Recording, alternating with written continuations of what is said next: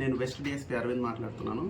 ఈరోజు west sub division పరిధిలోని Arundelpet, Pattabhipuram, Nagarampalem 3 police స్టేషన్ల పరిధిలో టోటల్ 51 మంది పాత గాంజా కేసులో ఉన్న అఫెండర్ని స్టేషన్లో కౌన్సిలింగ్కి పిలవడం జరిగింది.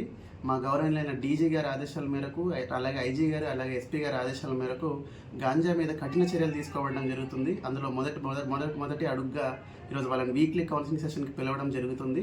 వాళ్ళందరికీ ఖచ్చితంగా గట్టి వార్నింగ్ ఇవ్వడం జరిగింది. గాంజా కన్జంప్షన్ కానీ లేదంటే గాంజా సప్లై, పెడ్లింగ్ యాక్టివిటీస్లో ఇన్వాల్వ్ అయితే ఖచ్చితంగా కఠిన చర్యలు తీసుకొని ప్రాపర్ కేసెస్ కింద వాళ్ళని బుక్ చేయడం జరుగుతుంది.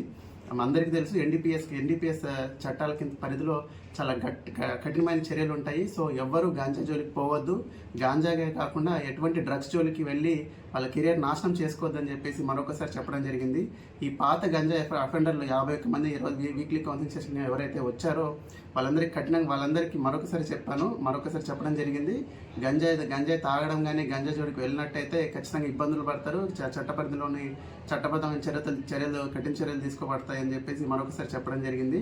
అలాగే గాంజాయికి సంబంధించి డ్రగ్ అవేర్నెస్ సంబంధించి చాలా ప్రోగ్రామ్స్ చేయడం జరుగుతూ ఉంది. ఈగల్ క్లబ్స్ స్కూల్స్, కాలేజెస్లో ఫామ్ చేయడం జరిగింది. అందరి నెంబర్ ఆఫ్ అవేర్నెస్ సెషన్స్ ఇవ్వడం జరుగుతూ ఉంది. ఫ్లెక్సీల రూపంలో కానీ లేదంటే పబ్లిక్ అడ్రసింగ్ డిఫరెంట్ సిస్టమ్స్తో ప్రజలందరికీ అవేర్నెస్ ఇవ్వడం జరుగుతూ ఉంది.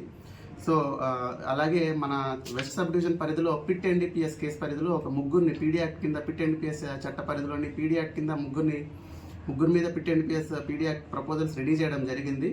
సో గంజాయి మీద స్ట్రిక్ట్ యాక్షన్ తీసుకోబడడం జరుగుతుంది. సో గంజాయి జోలికి ఎవరు వెళ్ళొద్దు, అనవసరంగా వారి జీవితాలని స్పాయిల్ చేసుకోవద్దని గవర్నమెంట్ ప్రయారిటీలో ఇది ఉందని చెప్పేసి మరొకసారి తెలియజేసుకుంటున్నాను.